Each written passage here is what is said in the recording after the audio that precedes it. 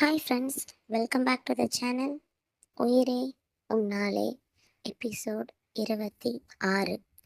கார்த்திக்கின் முடிவு, கீர்த்தியின் சம்மதம்.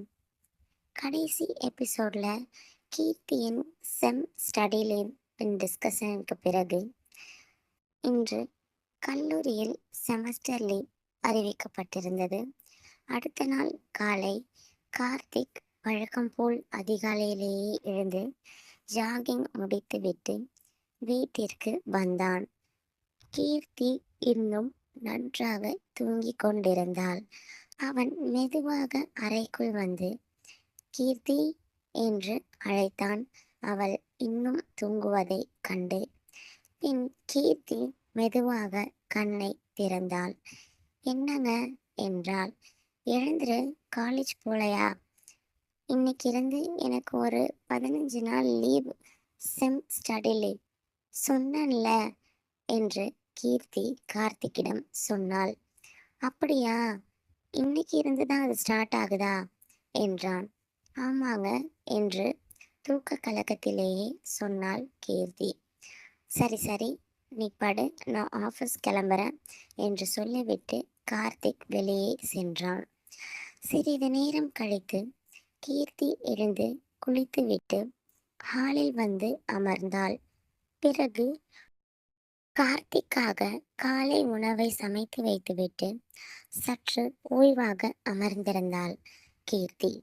அதற்குள் கார்த்திக் குளித்துவிட்டு இஸ்திரி போட்ட ஷர்ட் பேண்ட் அணிந்து வெளியே வந்தான். அவனை பார்த்த கீர்த்திக்கு ஏதோ அவனிடம் டென்ஷனாக இருக்கிறார் என்றபடி அவளுக்கு ஒரு யோசனை தோன்றியது. பின் ஆனால் எதுவும் அதை அவனிடம் கேட்டுக்கொள்ளாமல் அவர் ஏதோ பிஸ்னஸ் பிஸியாக இருப்பார் என்று அவளே கணித்து பின் சாப்பிடுங்க என்றாள். கார்த்திக் சரி என்று லேசாக சிரித்தபடி டைனிங் டேபிளில் அமர்ந்து சாப்பிட ஆரம்பித்தான். சாப்பிட்டு முடித்துவிட்டு கீர்த்தி என்று அழைத்தான். கீர்த்தி கிச்சனிலிருந்து சொல்லுங்க என்று அவன் முன் வந்தாள். பின் உனக்கு லீவ்னு சொல்கிற, நம்ம எங்கே போகணும்னு நமக்கு தெரியல, நம்ம வேணா எங்கள் வீட்டுக்கு போகலாமா? அம்மா உன்னோட இருக்கணும்னு சொல்லிட்டே இருந்தாங்க. பின் அதை கேட்டவுடன் கீர்த்தி முகம் மலர்ந்தது. சரிங்க, நாம போகலாம், எனக்கும் அத்தை மாமா கூட இருக்கணும் என்றாள். பின் கார்த்திக் சரி, அப்போ நான் ஆஃபீஸ் முடிஞ்சு ஈவினிங் வந்ததும் கிளம்பலாம், நீ ரெடியாயிரு என்றான். ஓகேங்க என்று சம்மதித்தாள் கீர்த்தியும். பின் கார்த்திக் சிறிது தயங்கினான். அப்புறம் என்று இழுத்தான். பின் கீர்த்தி ஏதோ சொல்ல வருகிறான் என்று புரிந்து என்னங்க சொல்லுங்க என்றாள். பின் கார்த்திக், நம்ம 2 பேரும் இப்போ கொஞ்சம் க்ளோஸாக இருக்கோம். நாம் இப்படி இருக்கிறது நம்ம வீட்டில் யாருக்கும் தெரிய வேண்டாம், உன்னை தவிர என்று கீர்த்தியிடம் சொன்னான். கீர்த்தி ஆச்சரியமாக அவனை பார்த்தாள். பின் ஏங்க, ஏன் அப்படி சொல்கிறீங்க என்றாள். கார்த்திக் அமைதியாக நான் சொல்கிறத மட்டும் கேளுடி என்றான். பின் நம்ம லைஃப்காக தான் பேசுகிறேன் என்றான். உடனே கீர்த்தி, அதெல்லாம் ஒன்றும் வேண்டாம், அத்தை மாமா என் அம்மா அப்பா எல்லாரும் நம்ம எப்போ இப்படி அன்பாக க்ளோஸாக இருப்போம்னு தான் எதிர்பார்த்துட்ருக்காங்க. இது அவங்களுக்கு தெரிஞ்சால் அவங்க கண்டிப்பாக சந்தோஷமாக தான் இருப்பாங்க என்று அவள் அத்தை மாமா மற்றும் அவளுடைய அம்மா அப்பாவின் பக்கம் இருந்து யோசித்து அவளுடைய முடிவை கார்த்திக்குடன் அவள் தெளிவாக சொன்னாள். ஆனால் கார்த்திக் ஆழமாக ஒரு மூச்சை இழுத்து விட்டுவிட்டு அதெல்லாம் எனக்கு தெரியும்டி, ஆனால் இப்போ எதுவும் சொல்லிக்க வேண்டாம் என்றாள். அந்த ஒரு வார்த்தை மீண்டும் கீர்த்திக்கு கோபத்தை வர வைத்தது. ஏன் அப்படி சொல்றீங்க? இதுலயும் உங்களுக்கு அசிங்கமா இருக்கா என்று கோபமாக அவள் மனதில் இருந்ததை கேட்டுவிட்டாள். கார்த்திக்குள் அப்படி கேட்டதும் மிகுந்த கோபம் எழுந்தது. ஆனாலும் அவன் அதை வெளிக்காட்டாமல் அவளுக்கு எல்லாத்தையும் பக்குவமாக எடுத்து புரிய வைக்க வேண்டும் என்றுதான் போராடினான். பின் அவன் நான் சொல்றத கேளுன்னு சொல்றேன்ல, கொஞ்சம் புரிஞ்சுக்கோ என்று பொறுமையாக சொன்னான். ஆனால் கீர்த்தி வழக்கம் போல் அவன் பேச்சை முழுமையாக கேட்காமல், அதெல்லாம் முடியாது என்று குரலை உயர்த்தினாள். கார்த்திக் எதை செய்தாலும் அதற்கு ஒரு காரணம் இருக்கும். அதை புரிந்து கொள்ளாமல், உங்களுக்கு என்ன பிடிக்கல, அதனால தான் எங்கேயும் கூட்டிட்டு போகவே பிடிக்கல, எல்லாத்தையும் மறைக்கணும்னு நினைக்கிறீங்க என்று தொடர்ந்து அவளுடைய கருத்துக்களை அவள் பேசிக்கொண்டே இருந்தாள். அவள் மனதில் பட்ட அனைத்து விஷயத்தையும், பெங்களூரில் நடந்தது, இங்கு நடக்கிறது என்று எல்லாத்தையும் சேர்த்து வைத்து சொன்னாள். அவ்வளவு நேரம் பொறுமையாக இருந்த கார்த்திக், இப்போ என்னடி உனக்கு? நான் எது சொன்னாலும் அதுக்கு ஆப்போசிட்டா தான் நடந்துப்பியா? சும்மா ஏதாச்சும் பேசிட்டே போற என்று முகத்துக்கு நேராக கத்திவிட்டான் கீர்த்தியிடம். கீர்த்தியின் கண்கள் உடனே கண்ணீர் நிரம்பியது. ஒரு வார்த்தை கூட அவனிடம் அதற்கு மேல் அவள் பேசாமல் எழுந்து தனது அறைக்குள் சென்று கதவையும் மூடிக்கொண்டாள். அவள் அழுது கொண்டே சென்றதை கார்த்திக்கும் பார்த்தான். பின் வெளியே கார்த்திக் சோஃபாவில் அமர்ந்து தலையில் கை வைத்து கொண்டான். எதுக்குடா இவகிட்ட பேசினாலே சண்டையாதான் முடியுது என்று தன்னைத்தானே நினைத்து வருந்தினான். அந்த மனநிலையிலேயே இன்று ஆபீஸிற்கும் வர முடியாது என்று முடிவு செய்து விட்டான். பின் ஹரிஷிற்கு ஃபோன் செய்தான். மச்சி, இன்னைக்கு நான் ஆஃபீஸ் வர முடியாதுடா, நீ கொஞ்சம் ஒர்க்ஸ்லாம் பார்த்துக்கோ, மீட்டிங்ஸ்லாம் எதையும் மிஸ் பண்ணிடாமல் அட்டன் பண்ணிடு என்று ஆஃபீஸ் விஷயத்தை சொல்லிவிட்டான். பின் நெடுநேரம் இருவரும் ஒருவரிடம் ஒருவர் பேசாமல் தங்களது அமைதியோடு போராடி கொண்டிருந்தார்கள். ஹாலில் அமர்ந்திருந்த கார்த்திக் அறைக்குள் அழுதபடி சென்ற கீர்த்தியை நினைத்து கொண்டே இருந்தான். அழுதுகிட்டே வேற போயிட்டா, சாப்பிடவும் இல்லை, இப்ப என்ன பண்றது என்று மனதிற்குள் சொல்லி கொண்டான். பின் சரி, போய் பார்க்கலாம் என்று எழுந்து மெதுவாக கீர்த்தியின் அறையை நோக்கி சென்றான்.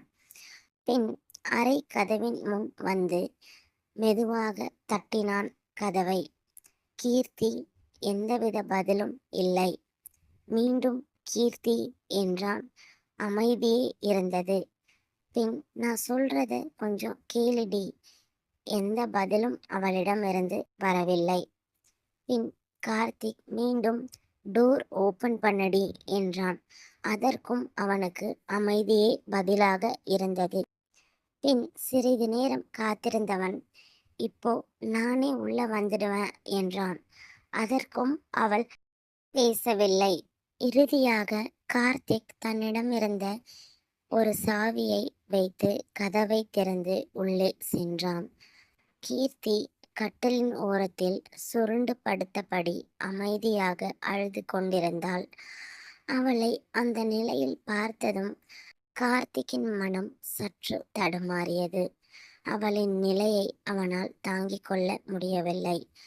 கார்த்திக்கின் கோபம் முழுவதுமாக கரைந்துவிட்டது அவளை பார்த்த அந்த நொடியே.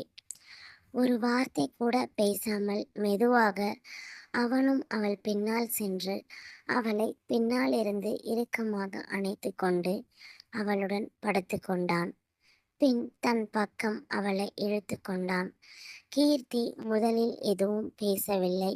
கார்த்திக்கும் அவள் கழுத்து வளைவில் தன் முகத்தை புதைத்தபடி அமைதியாகவே இருந்தான். அந்த அமைதியை 1000 வார்த்தைகளை விட அதிகமாக பேசிக்கொண்டிருந்தது. சில நிமிடங்கள் இருவரும் அப்படியே இருந்தார்கள். அப்போதுதான் கார்த்திக் ஏதோ சொல்ல வந்தாரு. நான் தான் முழுசா கேட்காம கோபப்பட்டு அவரையும் கோபப்படுத்தி காயப்படுத்திட்டேன் என்று கீர்த்திக்கு புரிந்தது. பின் மெல்ல அவள் கீர்த்தி அவனுடைய சொன்ன அனைத்தையும் யோசித்துவிட்டு அவள் கார்த்திக்கின் கையை தன் அருகே இழுத்து இன்னும் இறுக்கமாக பிடித்து கொண்டாள். அதை உணர்ந்த கார்த்திக்கும் அவளை இன்னும் கொஞ்சம் தன்னோடு அணைத்து கொண்டான். அடுத்த நொடியே கீர்த்தி மெதுவாக திரும்பி கார்த்திக்கின் மார்பில் முகம் புதைத்தபடி அவனை இருக்க கட்டிப்பிடித்தபடி அவனுக்குள் புதைந்துதான் போனாள். பின் கார்த்திக் கீர்த்தியின் மனதில் அவர் சொல்ல வருவதை புரியவில்லையே என்ற வருத்தத்துடனும் இருந்தாள். பின் கார்த்திக் மிகுந்த பொறுமையுடன் அவள் நெற்றியில் விழுந்திருந்த முடியை விரல்களால் ஒதுக்கி அவள் காதோறும் அழகாக சரி செய்து விட்டான். பிறகு கீர்த்தி மெதுவாக அவள் கண்களை திறந்து அவனை பார்த்தாள். அவள் கண்களை பார்த்தபடியே எதுவும் பேசாமல் மெதுவாக அவள் நெற்றியில் தன் இதழை அழுத்தமாக பதித்தான் கார்த்திக். அந்த நொடியில் அவள் அப்படி ஒரு அமைதியாக இருந்தது. கீர்த்தி கண்களை மூடி அந்த நொடிகளை முழு மனதோடு ரசித்தாள். என் புருஷன் என்ற உரிமை அவள் இதயமெங்கும் பரவியது. மீண்டும் அவள் மெதுவாக அவன் கண்களை பார்த்தாள். அவள் உதடுகள் லேசாக அசைந்தன. சாரி என்று மிக மென்மையான ஒரு குரலில் கார்த்திக்கிற்கு மட்டும் கேட்கும் அளவுக்கு அவளுடைய குரலில் அவனுக்கும் அவள் சொன்னாள். கார்த்திக் எதுவும் பேசாமல் அவளையே அமைதியாக பார்த்து கொண்டிருந்தான். மீண்டும் கீர்த்தி சாரி மாமா என்றாள். அந்த மாமா என்ற ஒரு வார்த்தை கார்த்திக்கின் மனதை முழுவதுமாக உருக வைத்தது. ஒரு நொடி அவளை தன்னுள் முழுவதுமாக கரைத்து கொள்ள வேண்டும் போல அவளது முகத்தை இரு கைகளாலும் ஏந்தி நின்றான். அவர்கள் இருவருக்கும் இருக்கும் அந்த புதிய உணர்வு அவளது இதழை நோக்கி அவன் பார்வை ஒரு கணம் சென்றது. ஆனால் அடுத்த நொடியே தன்னைத்தானே கட்டுப்படுத்தி கொண்டான். இல்லை, அவ இன்னும் சின்ன பொண்ணு, அவ படிப்பு தான் இப்போ முக்கியம் என்று மனதுக்குள் சொல்லிக்கொண்டு தன் உணர்வுகளை அடக்கி கொண்டான். கீர்த்தி அவனை முழு சம்மதத்துடன் முழு நம்பிக்கையுடனும் பார்த்து கொண்டிருந்தாள். அவன் அடுத்து அவளுக்கு செய்ய போகும் அந்த செயலை கண்டு. ஆனால் அவன் அதை செய்யாமல் தடுத்து நிறுத்திவிட்டான். அவளது பார்வையிலேயே நான் உங்களுடையவதான் என்ற பதில் இருந்தது. கார்த்திக் மெதுவாக சிரித்தான். சரி விடு, நான் சொல்றத கொஞ்சம் கேளு அம்மு என்று கீர்த்தியிடம் சொன்னான். கீர்த்தி அமைதியாக அவன் கையின் மீது தலையை வைத்தபடி அவன் பேசுவதை கவனமாக கேட்க ஆரம்பித்தாள். கார்த்திக் மெதுவாக அவளிடம் அவன் என்ன சொல்ல வந்தான் என்ற கருத்தை பேச ஆரம்பித்தான். இங்க பாரு கீர்த்தி, நீ இப்போதான் படிச்சிட்டு இருக்க. நமக்கு இந்த கல்யாணம் நம்ம பேரண்ட்ஸோட விருப்பத்தால தான் நடந்துச்சு. நமக்கு பெரிய அளவுக்கு விருப்பம் இல்லைனாலும். ஆனால் ஏதோ இப்போ நீ நான் மட்டும்தான் நம்மளுக்குள்ள இருக்கோம். நீ மட்டும்தான் எனக்கு எல்லாமே. நீ இல்லாமல் என்னால் இருக்க முடியாது. ஆனால் இந்த விஷயம் நம்ம வீட்டில் யாருக்கும் தெரியாது. அவங்களுக்கு இப்போ அது தெரிகிறது. அவங்க பொண்ணும் மாப்பிள்ளையும் சந்தோஷமா ஒத்துமையா இருக்காங்கன்னு மட்டும்தான். இப்போ நாம இப்படி நெருக்கமா இருக்கோம்னு தெரிஞ்சா அடுத்த வாழ்க்கை, குழந்தை, அடுத்த ஸ்டேஜ் இப்படின்னு அவங்களுக்கே ஒரு எதிர்பார்ப்பு நம்ம மேல வந்துடும். அது நமக்கு தேவையில்லாத ஒரு ப்ரெஷரை கொடுக்கும். எனக்கு அதுவே வேண்டாம். நீ முதல்ல நல்லபடியா உன் படிப்பை படிச்சு முடி. நானும் என் வேலையில கொஞ்சம் செட்டில் ஆகுறேன். அதுக்கப்புறம் நம்ம வாழ்க்கைய, நம்ம சந்தோஷத்தை நாமே எல்லாருக்கும் சொல்லலாம். அது வரைக்கும் நாம நிறைய காதலிக்கலாம். நீ எனக்கு, நான் உனக்குன்னு உயிருக்கு உயிரா இருக்கலாம். நம்ம வேலையில ஃபோக்கஸா இருக்கலாம். நான் சொல்றது உனக்கு முழுசா புரியுதான்னு கூட எனக்கு தெரியல. ஆனா என்ன மட்டும் நம்பு. எனக்கு நீ மட்டும்தான், உனக்கு நான் தான். சரியா? அவன் ஒவ்வொரு வார்த்தையும் மிகுந்த பக்குவத்தோடும் அன்போடும் பொறுப்போடும் சொன்னான். அவளுக்கு அவை அனைத்தும் புரிய வேண்டும் என்ற எண்ணத்தில் சொன்னான். அவளை காயப்படுத்தக்கூடாது என்ற நோக்கத்திலே அவன் மிகுந்த கவனத்துடன் இருந்தான். அதை கேட்டுக்கொண்டிருந்த கீர்த்தியின் கண்களில் மீண்டும் கண்ணீர் வந்தது. ஆனால் அது வருத்தத்தின் கண்ணீர் இல்லை. அது ஒரு நல்ல கணவனை பெற்ற பெருமையின் கண்ணீர். அந்த நொடியிலிருந்து கார்த்திக்கின் மீது இருந்த காதலை விட அவனின் மீது இருந்த மரியாதை பல மடங்கு கீர்த்தியின் முன் உயர்ந்தது. கார்த்திக்கின் இந்த ஒரு புரிதல், அவன் எடுத்து சொல்லும் அந்த விதம் கீர்த்தியை மீண்டும் மீண்டும் அவன் மீதுதான் விழ வைத்தது. பின் லக்ஷ்மி வீட்டிற்கு கிளம்பினார்கள் இருவரும். அனைத்து பேச்சுவார்த்தை எல்லாம் முடிந்து மிகுந்த காதலுடனும், ஆனால் அதை வெளிக்காட்டக்கூடாது என்ற ஒரு முடிவிலும் சுமார் 2 மணி நேர பயணத்திற்கு பிறகு கார்த்திக்கின் கார் லக்ஷ்மி வீட்டின் வாசலில் வந்து நின்றது. கார் சத்தம் கேட்டவுடன் லக்ஷ்மியும் சரவணன் மகிழ்ச்சியுடன் வெளியே வந்தார்கள். அவர்கள் குழந்தைகளை பார்க்க. வாடா கார்த்திக் என்று லக்ஷ்மி அன்புடன் கார்த்திக்கை அழைத்தார். என்னடா, வீட்டையே மறந்துட்டியா என்று சரவணன் சிரித்தபடி கார்த்திக்கை கேட்டார்.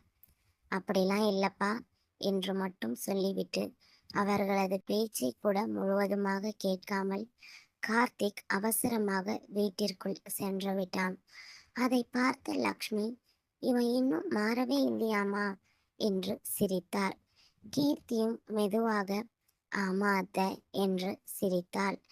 பின்னர் அனைவரும் ஹாலில் சென்று அமர்ந்து பேசிக்கொண்டிருந்தார்கள். கீர்த்தி, கார்த்திக், லக்ஷ்மி, சரவணன். கீர்த்திக்கு விடுமுறை எத்தனை நாள், படிப்பு எப்படி போகிறது, தேர்வு எப்போது ஆரம்பிக்கிறது என்று லக்ஷ்மியும் சரவணனும் கீர்த்தியை பற்றி அக்கறையுடன் கேட்டுக்கொண்டே இருந்தார்கள். கார்த்திக் மட்டும் வழக்கம் போல் தனது மொபைலை பார்த்து கொண்டே அமைதியாக அமர்ந்திருந்தான். சிறிது நேரத்தில் லக்ஷ்மி காஃபியும் சிற்றுண்டியும் கொண்டு வந்தார். கார்த்திக், காஃபி குடிடா என்றார் லக்ஷ்மி. இப்போ வேணாமா, கொஞ்ச நேரம் கழிச்சு ரூமுக்கு கொண்டு வாங்க, எனக்கு கொஞ்சம் ஒர்க் இருக்கு, நான் அதை பார்த்துட்டு இருக்கேன் என்று அவன் சொன்னான். பின் சொல்லிவிட்டு மேலே தன் அறைக்கும் சென்றான். லக்ஷ்மியுடன் பேசிக்கொண்டிருந்த கீர்த்திக்கு இங்கு வந்ததிலிருந்து ஏனோ கார்த்திக்கை பார்த்தாலே ஒரு இனிய வெட்கமும் சொல்ல முடியாத ஒரு தயக்கமும் தோன்றியது. சிறிது நேரம் அனைவருடனும் பேசிய பிறகு அவளும் தன் அறைக்கு சென்று கொண்டு வந்த பொருட்களை, அவள் புக்ஸ், அவள் திங்ஸை ஒழுங்காக அவள் ரூமில் அடுக்கி வைத்துவிட்டு மீண்டும் கிச்சனிற்கு வந்தாள். லக்ஷ்மியை பார்க்க அத்தை என்ன பண்ணிட்டு இருக்காங்க என்று கேட்ட பின் அப்போது லக்ஷ்மி கீர்த்தியை தனியாக அழைத்தார். என்னம்மா, இன்னும் நீங்க 2 பேரும் தனித்தனியாக தான் இருக்கீங்களா? அவன் உன் மேல அன்பா இருக்கானா இல்லையா என்று மெதுவாக அவர்களுக்கு வாழ்க்கையை பற்றி தெரிந்து கொள்ள வேண்டும் என்று கேட்டார். கீர்த்தியின் கன்னங்கள் வெட்கத்தில் சிவந்தன. பின் நல்லா பார்த்துக்கிறார் அத்தை, ரொம்ப கேரிங் தான் என்று மட்டும் மெதுவாக சொன்னாள். லக்ஷ்மி சிரித்தாள். ஆனாலும் இன்னும் கொஞ்சம் நாங்க பேசணும் என்றபடி கீர்த்தி சொன்னாள். கொஞ்ச நாள் பொறுத்துக்கோமா, அவனே உன் பின்னாடியே வருவான் பாரு. அந்த வார்த்தையை கேட்டதும் கீர்த்தி வெட்கத்தில் தலைகுனிந்து சிரித்தாள். மாலை விளக்கேற்றும் நேரம். கீர்த்தி வீட்டில் விளக்கேற்றி வணங்கினாள். லக்ஷ்மி அவளது நீண்ட பின்னலில் மல்லிகை பூவை அழகாக சூட்டிவிட்டார். இந்தாம்மா, இந்த காஃபியை கார்த்திக்கிட்ட கொண்டு போய் கொடுத்துட்டு வா, அவன் வந்ததுமே எதுவும் சாப்பிடல என்றார். கீர்த்தியின் இதயம் திடீரென வேகமாக துடிக்க ஆரம்பித்தது.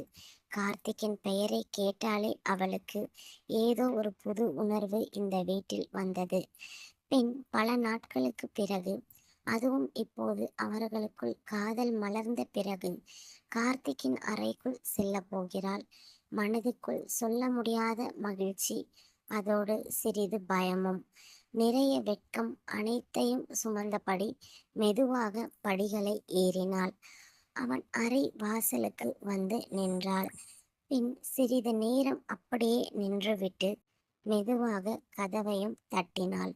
அந்த நேரம் கார்த்திக் சட்டையின் மேல் 2 பட்டன்களையும் மட்டும் கழற்றி சிறிது ஓய்வாக அமர்ந்திருந்தான். கார் ஓட்டி வந்த அசதியில் கதவு தட்டும் சத்தம் கேட்டு எழுந்து வந்து கதவை திறந்தான். வாசலில் கீர்த்தி. அவளை பார்த்ததும் அவன் உதட்டில் தானாக ஒரு மென்மையான புன்னகை மலர்ந்தது. பின் "உள்ளவா அம்மு" என்றான். கீர்த்தி உள்ளே வந்தாள். வந்தவுடன் கார்த்திக் மெதுவாக கதவை சாத்தினான். கீர்த்தி காஃபியை மேஜையின் மீது வைத்துவிட்டு, "என்னங்க, கதவை ஏன் சாத்திட்டீங்க? அத்தை மாமா கீழே தானே இருக்காங்க" என்றாள். கார்த்திக் சிரித்தபடி அவள் அருகில் வந்தான். "கதவு சாத்தினா என்ன? யாரும் உள்ள வரமாட்டாங்க.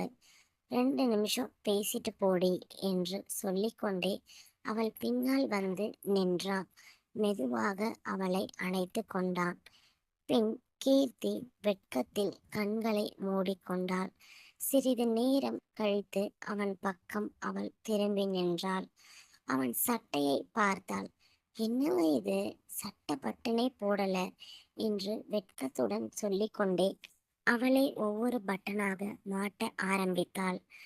கார்த்திக் அவள் முகத்தையே பார்த்து கொண்டிருந்தான். அவள் முகத்தில் இருக்கும் இந்த ஒரு புதிய வெட்கத்தை அவன் ரசித்தான்.